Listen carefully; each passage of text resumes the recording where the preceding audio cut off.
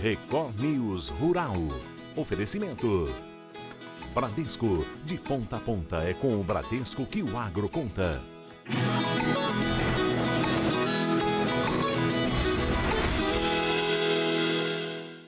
Oi, bom dia para você.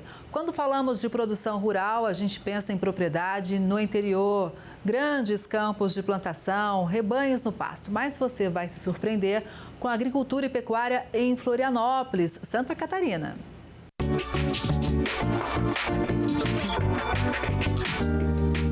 Quando falamos de Florianópolis, logo pensamos nos pontos turísticos. A Ponte Hercílio Luz, o Mercado Público, a Lagoa da Conceição, as belas praias. Mas sabia que aqui tem propriedades rurais? E para provar isso, a nossa equipe veio até o bairro Ratones, a 25 quilômetros do centro da capital catarinense. E essa daqui é uma das fazendas que a gente encontra aqui no local. Animais dos mais variados tipos. Essa é a fazenda da Glaucia. Ela é apaixonada por bichos, adora o campo e tudo isso a poucos minutos do centro da cidade. A fazenda surgiu quando ela casou e foi morar nessa propriedade com o marido.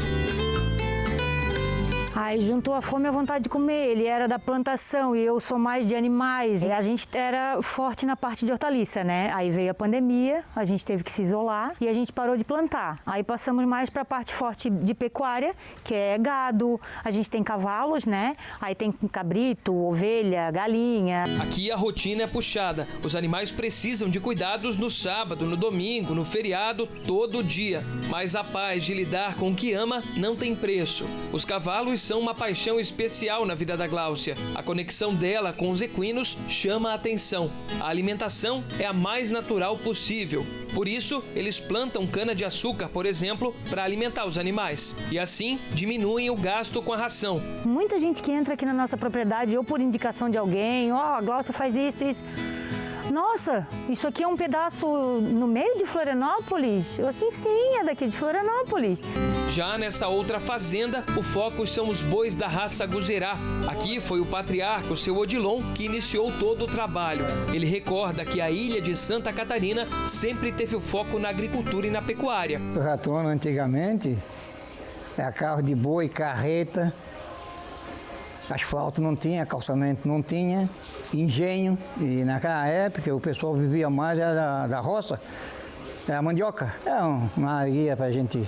Não, a mim que eu já estou de idade, já estou com 82 anos, mas meus netos que vão ficar aí, eu fui também, vai ser uma satisfação ter isso. Hoje, seu Odilon cuida da roça de hortaliças. Tem couve, alface, salsinha e muito mais. Porém, o filho Ivan é que coordena os trabalhos. Ele alimenta os bois, cuida das galinhas, tem esse galpão com uma estrutura de qualidade para dar conforto aos animais e também cria cavalos, que são usados nas competições, principalmente de marcha. Toda a transação comercial na venda do gado é feita pelo peso. Essa daqui é uma balança que o Ivan tem aqui na propriedade dele. O gado entra por aqui e aqui eles conseguem então tirar o peso do gado. Essa balança é daquele modelo mais antigo, analógico, e pode pesar até 1.500 quilos. Vendo o cavalo, vendo o gado, vendo um novilho, vendo uma cria. É do pai para o filho e para mim eu estou passando para o Bruno também para não perder esse gosto que todo mundo gosta, né? A gente gosta de cavalo, gosta de gado, plantação, é muito bom isso. Hoje, Florianópolis conta com 155 produtores rurais devidamente cadastrados. E assim como a família do seu Odilon, novos produtores estão se regularizando para manter o trabalho no campo. Eles conseguem entrar no programa de incentivo, monitoramento, né, monetário. Eles conseguem participar da venda desses produtos que eles mesmos produzem, né? E para quem mantém essa tradição, vender a terra não está em cogitação. No meu caso é paixão. Não vende? Não vendo. Não vendo, não empresto, só alugo. Para a gente existe um mundo, mas eu não vendo. Não importa o valor? Não. Ah, não tem dinheiro que paga, né? Aqui é muito bom, né? Porque a gente nasceu aqui e a gente gosta muito daqui, né? Coisa linda! Um projeto da Universidade Federal de Viçosa tem o objetivo de melhorar a vida dos produtores rurais e o potencial econômico da região do Parque Estadual da Serra do Brigadeiro, na zona da Mata Mineira. Uma professora francesa veio até Minas Gerais para conhecer a realidade do local e trocar experiências. A vista impressiona. Quem visita o local se depara com a natureza preservada e cachoeiras para se refrescar. Esse é o Parque Estadual Serra do Brigadeiro, que está no entorno de 11 cidades da Zona da Mata, principalmente entre Fervedouro e Araponga. Nas proximidades do parque moram vários produtores rurais e um projeto da Universidade Federal de Viçosa, através do Programa de Extensão e Pesquisa Aplicada, tem o objetivo de melhorar o potencial econômico da região e a vida dos agricultores. A iniciativa é coordenada pelo Aziz Júnior, professor de Administração Rural. A universidade, como qualquer universidade federal, tem um compromisso de ensino, pesquisa e extensão, e além de formar profissionais que vão atuar aqui em outras regiões, a gente está inserido aqui regional. Então a universidade já tem a tradição de atuar na área de pesquisa e extensão, e essa é uma iniciativa bastante concreta. Minas Gerais é a terra do café, e nesta região não poderia ser diferente, que tem um dos melhores do Brasil. Grãos premiados são cultivados por aqui. E sabe quem veio conhecer as riquezas da Zona da Mata? A Anne. Ela trabalha na Universidade de Marselha, na França. A professora e pesquisadora ficou encantada com o que presenciou. Primeiro, é sempre as pessoas. Eu acho que a melhor coisa é interagir com as pessoas. E segundo, é a conexão entre as pessoas e a natureza. Elas têm conseguido manter isso. Profissionais do IEF, Instituto Estadual de Florestas, receberam a professora. Na companhia de alunos da Universidade Federal de Viçosa, provou o café produzido na região. E, claro, não pôde faltar como acompanhamento uma broa de amendoim e um chá feito com casca de café. No período da tarde, o pessoal retornou à sede do parque e encontrou alguns produtores de café. A comitiva assistiu a um vídeo institucional preparado pelo Circuito Turístico Serra do Brigadeiro, exaltando a beleza da região. No intuito de quê? De apresentar a nossa instituição a este grupo que hoje está aqui reunido, lutando em prol da Serra do Brigadeiro, pelo turismo sustentável, juntamente com esse processo do café especial. No dia seguinte, a comitiva foi conhecer um sítio onde uma família planta café desde 1993. São mais de 30 anos dedicados ao cultivo do grão. Em 2018, os cafeicultores começaram a trabalhar com café especial. O produto, que já foi premiado em competições estaduais e nacionais, é exportado para os Estados Unidos e Europa. A partir do momento que a gente entra no mercado especial e começa a ter esse reconhecimento lá fora, então o retorno financeiro também é mais vantajoso e começa a te motivar mais também a sua paixão. O cafeicultor mostrou a propriedade e os processos de produção até o produto final. A Beatriz é estudante da UFV e participa do projeto desde o começo. A iniciativa ela é muito importante, E aqui tem muito potencial. Então eu acredito que começar com uma sementinha é muito importante para que as coisas aqui desenvolvam. E as pessoas também enxergarem que aqui tem como crescer. A produção de alimentos orgânicos ganha cada vez mais espaço. Em Marília, no interior de São Paulo, um produtor de hortaliças usa a hidroponia para melhorar a produtividade e aumentar a rentabilidade. Nessas estufas que ficam em Marília, a produção atende outras cidades, como Bauru, Ourinhos, Assis e Tupã. A gente atende grandes mercados na cidade e região, o mercado eu não posso reclamar não. A venda nossa é muito boa. O ciclo da planta até chegar na fase de colheita é bem menor que na agricultura tradicional, em média 25 dias, e já vai para o mercado. A técnica consiste em colocar micro e macronutrientes dissolvidos na água. Uma bomba faz a circulação dessa cauda. Ela passa pelas raízes e o aproveitamento é quase total, bem diferente se fosse na terra. O sistema nosso hoje é tudo automatizado, então a gente programa lá no computador lá, aí a irrigação irriga a cada 1 hora, 5 minutos para refrescar o ambiente, porque essa planta também não pode cair muita água. Se ela cair muita água, traz doença, sabe? A estrutura conta com uma lona que funciona como um difusor de luz, espalhando a claridade. A tela ajuda a amenizar o calor nos dias mais quentes. Essa de cor vermelha é de Israel, assim como a maioria dos aspersores. Na ponta do lápis, a hidroponia compensa. Quer ver só? Para montar uma bancada como essa, o agricultor investiria em torno de R$ 2.200. Ela é capaz de produzir até 100 maços em torno de 25 dias. Cada maço é comercializado a R$ 4,00. Ou seja, depois de 4 colheitas, ele consegue recuperar o investimento. E tem mais, a durabilidade desse material. A garantia é de 8 anos, mas ele pode durar até 20 anos. O Everson é engenheiro agrônomo. A hidroponia é uma das especialidades dele. Ele conta que o sistema é uma das opções para enfrentar as mudanças climáticas, ora com calor extremo, seca ou frio congelante. Eu costumo dizer assim, o produtor que tem condição de fazer um investimento, trocar o seu sistema de cultivo do solo para um sistema de hidroponia, apesar do investimento ser um pouquinho alto no começo, mas ele vai ter um retorno bom no decorrer do tempo. Por quê? Hoje no sistema hidropônico, ele vai conseguir ter um cultivo muito mais rápido, às vezes com 25 dias ele já consegue fazer a colheita dessas hortaliças foliosas em sistema de hidropônico. Diferente às vezes no solo, que vai ter um percurso aí de mais ou menos 35 a 40 dias. O investimento inicial pode ser algo proibitivo para alguns produtores, mas no final a hidroponia se paga sozinha. O sistema hidropônico ele tem algumas vantagens para o produtor rural. Uma delas seria a facilidade de manejo dessa cultura, por ela estar suspensa do solo. Uma questão assim de controle melhor da produção.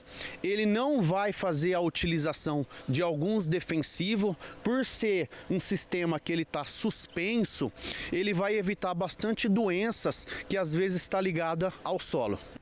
Uma carne pouco oferecida nos restaurantes, mas que tem alto valor nutritivo. Estou falando da carne de rã. Em um projeto implantado numa fazenda da Universidade Federal de Uberlândia, quase 40 anos atrás, foi criado com o objetivo de fornecer ao consumidor uma carne saudável e saborosa. O projeto desenvolvido aqui é referência nacional na ranicultura desde 1988. O setor de ranicultura aqui ele foi pioneiro, não só no Brasil quanto no mundo. Assim que as primeiras rãs foram trazidas para o Brasil, os primeiros sistemas de produção foram desenvolvidos em unidades de pesquisa como essa. Então, a Universidade Federal de Uberlândia foi uma das primeiras a desenvolver os sistemas de produção de forma intensiva da criação de rã em cativeiro. A criação da rã é dividida em 4 etapas: reprodução, o girinário, estufa e área de engorda. Eu tenho aqui na minha mão um girino. Ele é um animal totalmente aquático, então a criação dele funciona de forma inundada. Daqui a pouco, ele, que já é um girino mais velho, vai começar o processo de metamorfose. Então essa cauda vai se transformar nos braços e perninhas, que vão dar origem à rã que a gente conhece. Nessa fase é um animal estritamente aquático, né? Então ele respira com oxigênio dissolvido da água. A alimentação aqui é à base de ração, é uma ração de peixe. A gente não tem uma ração própria para a rã hoje, então a gente trabalha com uma ração granulada para essa fase, que é uma ração bem pequena, que cabe na boca dele. E é um animal que nesse processo que ele está se alimentando, ele está crescendo e aos poucos sofrendo todas as metamorfoses dessa espécie animal.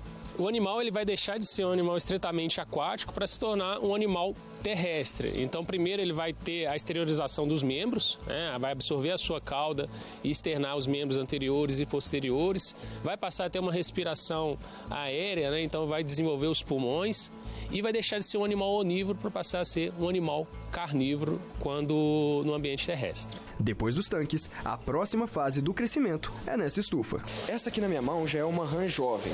Ela já passou pelo processo de metamorfose e agora fica nesses tanques para reaprender o os hábitos alimentares e desenvolver então uma alimentação mais carnívora, de pequenos insetos. E agora o processo é de crescimento até ela chegar na fase da engorda, onde ela já passa para comercialização. Aqui a gente faz a alimentação desses animais 4 vezes ao dia, né, com a ração também, uma ração de peixe, mas uma ração mais proteica. E a gente faz a limpeza diária dessas baias para que o ambiente esteja sempre limpo para a produção. Do ponto de vista sanitário é muito importante.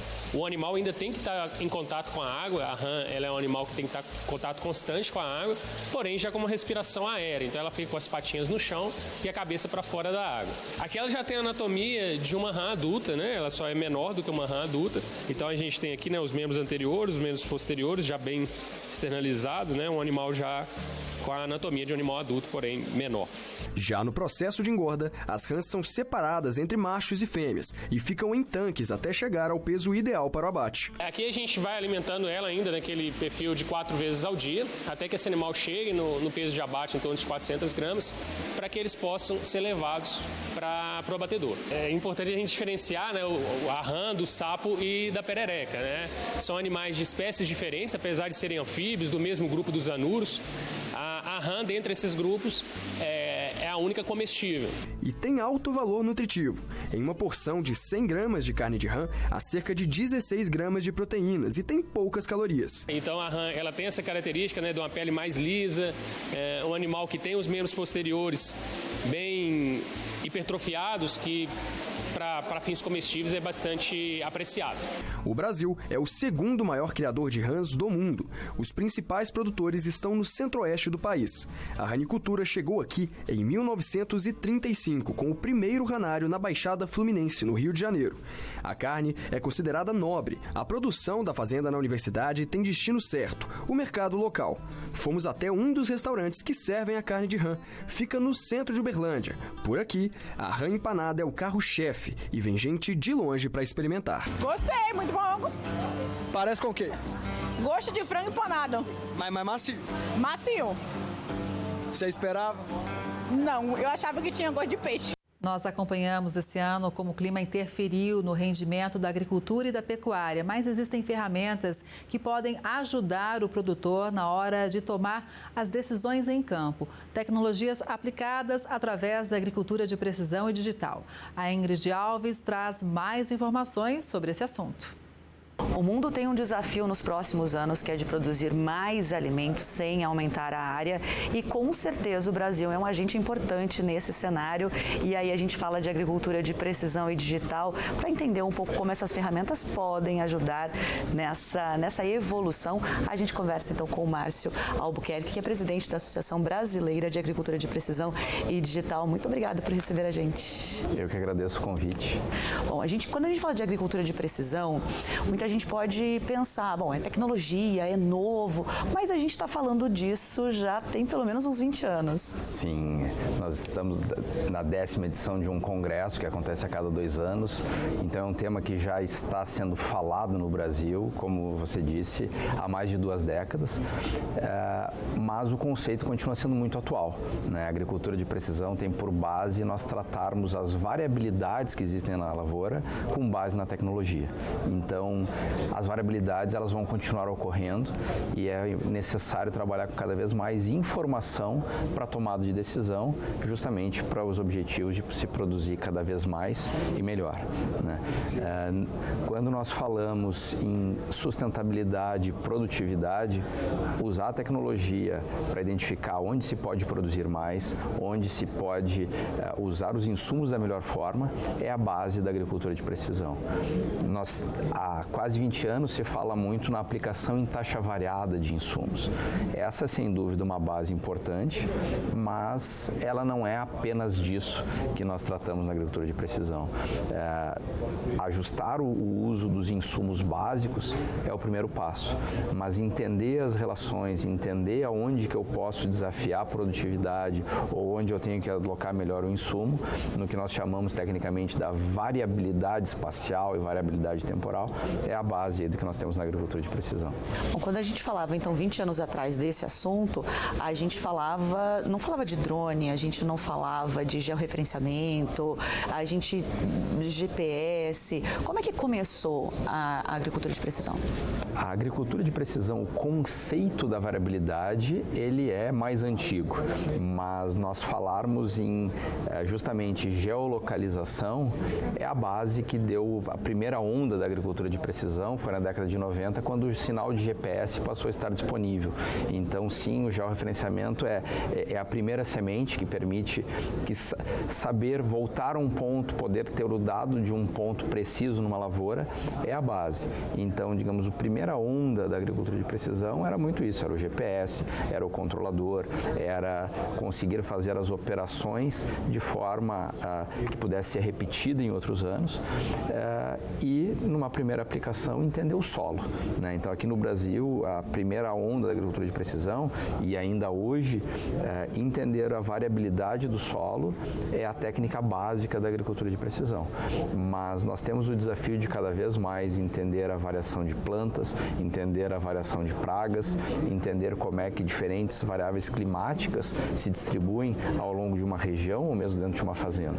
Então, a gente conseguir entender essa variação para conseguir tirar o melhor resultado de cada parte de uma lavoura é a base da agricultura de precisão que a gente tem hoje. Esse tipo de tecnologia também é interessante, né? Você falou sobre condições climáticas, variações climáticas. Não é só desenvolver e acompanhar o desenvolvimento da própria tecnologia, mas também as possibilidades de acordo com as variações da realidade, como as mudanças climáticas. Com certeza.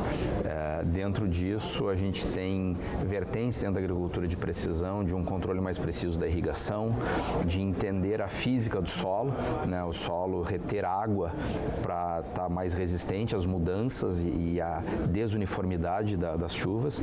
Então, cada vez ter mais camadas de dados e decisões e análises cada vez mais profundas e completas é parte dos desafios futuros da agricultura de precisão, né? Não apenas as ferramentas, mas os usuários, os profissionais qualificados para fazer isso e os produtores entendendo que as decisões da agricultura de precisão não necessariamente mais vão se pagar em apenas uma safra, que há 20 anos nós falávamos muito em redução de custos, em aumento de produtividade, que ainda são fatores importantes na adoção da agricultura de precisão, mas antes era muito fácil, quando não se tinha nenhuma tecnologia aplicada, em um ano fazer um mapa de calcário ou adubação em taxa variável, era muito fácil mostrar para o produtor o resultado naquela safra.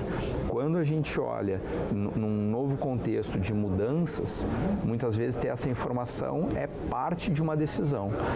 A gente saber se está com capacidade de armazenar água, que decisões eu vou tomar, ou mesmo monitorar o clima com mais precisão, né, faz parte desse mundo da agricultura de precisão e cada vez mais numa interação com a agricultura digital, né, que é a gente trazer as ferramentas digitais num contexto da digitalização da agricultura e que a gente começa a olhar não só o solo, a lavoura, mas o contexto da produção como um todo.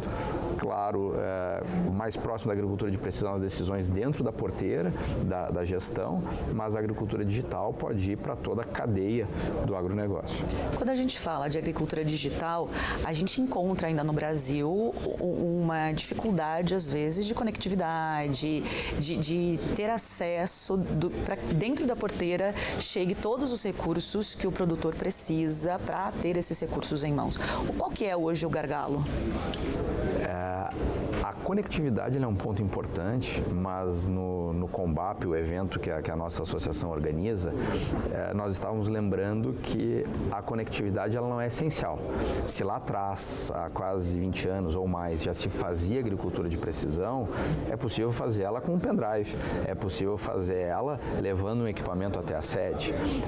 O importante é a gente ter a mentalidade de trabalhar com dados, de tomar a decisão. Claro que que se eu tenho a conectividade é mais fácil, né? Se eu já estou conectado, se eu já estou pegando o dado direto da máquina e alguém que está no escritório em outro local pode já tomar essa decisão, fica muito mais fácil. Mas se nós temos... não é um motivo para não se adotar, né? Então acho que essa é uma mensagem importante. A conectividade ajuda, mas querendo, ela não impede. Bom, antigamente se falava que quem não estudava ficava nas propriedades, ficava na roça, na fazenda. Hoje em dia o cenário é diferente, tem que estudar para ficar. Com certeza. A tecnologia no agro, ela também tem, de certa forma, um viés social, né? Porque uma das questões que nós tínhamos, se estudasse, sairia da propriedade, porque era visto que o trabalho no agro era um trabalho pesado e pouco remunerador, pouco gratificante. À medida que a gente aplica a tecnologia, a gente mostra boas perspectivas de futuro para novas gerações, que ela pode estudar e trazer seu conhecimento para ajudar a gente vencer os desafios, né? Então nós precisamos profissionais com diferentes capacidades, com capacidade de análise, com capacidade de trabalhar com tecnologia, com capacidade de usar dados. E uma das dificuldades que nós temos hoje em uma adoção mais larga das tecnologias é justamente profissionais capacitados, né? Então, que profissionais que em gerações anteriores iam para a cidade voltem para o campo para usar essas novas tecnologias e ajudando a gente a vencer os desafios de produtividade com sustentabilidade. Bom, quando a gente fala de agricultura digital, agricultura de precisão, a gente pensa em drones, em sensores, em tecnologias, mas o que a gente tem de palpável, de equipamento, para o produtor poder enxergar onde é que esses recursos serão aplicados? Nós temos, sim, equipamentos que muitas vezes é a parte mais visível. Ter uma máquina capaz de fazer um mapa de taxa variável, é um GPS na máquina, é uma amostragem de solo que ele vê acontecendo na propriedade, mas também temos sensores em diferentes máquinas, podemos mostrar um dado de colheita, podemos mostrar uma aplicação localizada, e isso é uma mudança, sem dúvida, cultural, né? Isso não acontece só no agro, isso acontece em toda a sociedade. Uma comparação, há décadas atrás, quem queria comprar uma música ia a uma loja e saía com algo físico na mão para escutar. Hoje a gente paga por música sem pegar nada em mãos, e aquilo para nós tem o mesmo valor ou mais, porque a gente tem muito mais possibilidades. Quando a gente fala em informação para o agro, essa mudança cultural, ela também está acontecendo. Eu saber o que está acontecendo em cada parte da minha fazenda ou do meu talhão pode ter mais informação do que uma máquina no barracão, né? Então, perceber o valor que aquela informação vai ajudar a gente a produzir mais ou produzir melhor, ou mesmo estar mais resistente a mudanças que aconteçam de clima, de situação, é importante. Muitas das informações da agricultura de precisão, elas são diagnósticos, né? E a gente mensurar o valor de um diagnóstico é algo difícil. Uma comparação que a gente faz para quem às vezes não é da área é a comparação com diagnósticos médicos, né? Quando a gente vai buscar um diagnóstico médico, geralmente a gente quer não encontrar o problema. E não é porque a gente faz um exame e o médico diz que está tudo bem, que aquele diagnóstico não tem valor. Muito pelo contrário. Então, muitas vezes, esse entendimento do produtor, que ele fazer uma análise que não encontra um problema, aquilo tem valor porque significa que o manejo que ele está fazendo está no caminho certo. Ou se ele encontra o problema em parte da propriedade, também tem mais valor porque ele, dependendo, não precisa adotar uma prática cara na propriedade como um todo. Então, a gente entender o valor da informação para uma decisão bem feita é uma mudança cultural, gradual, mas que muitos produtores que entendem a agricultura de precisão não só como um mapa, não só como uma aplicação, e sim como parte de um sistema de decisão que ano a ano vai ajudando ele a melhorar a propriedade, a produção, é algo que quem entra nessa metodologia, nessa mentalidade, não volta atrás.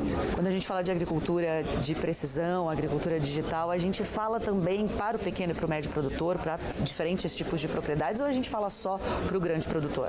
A agricultura de precisão, ela sem dúvida vale para qualquer tipo de produtividade produtividade. O que muda é a forma como essa tecnologia vai chegar até cada tamanho de propriedade.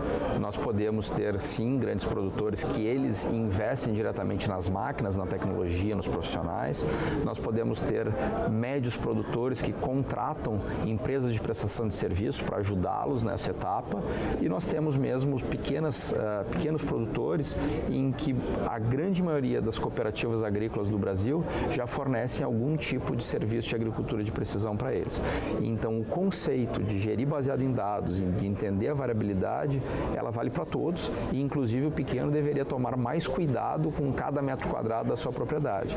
O que tem que ser adaptado com a realidade de cada tamanho é como que vai ser o acesso a essa tecnologia e qual tipo de tecnologia que vai ser usado. É claro que não vai ser usada uma máquina de grande porte numa pequena propriedade, mas o conceito, a ideia de trabalhar com dado, buscando entender as variações, não tem limite de tamanho para se aplicar. Tá certo, Márcio, muitíssimo obrigada. E aí que o próximo ano seja ainda mais de pesquisa, de desenvolvimento e da abertura aí dos olhos, né, das pessoas que ainda, dos produtores que ainda não entenderam ou não investem ou ainda não tiveram oportunidade, né, de poder ali aplicar a agricultura de precisão digital nas suas propriedades. Obrigada. Muito obrigado pela oportunidade. Essa edição do Record News Rural fica por aqui. Muito obrigada pela sua audiência. A gente se vê no próximo programa. Até lá!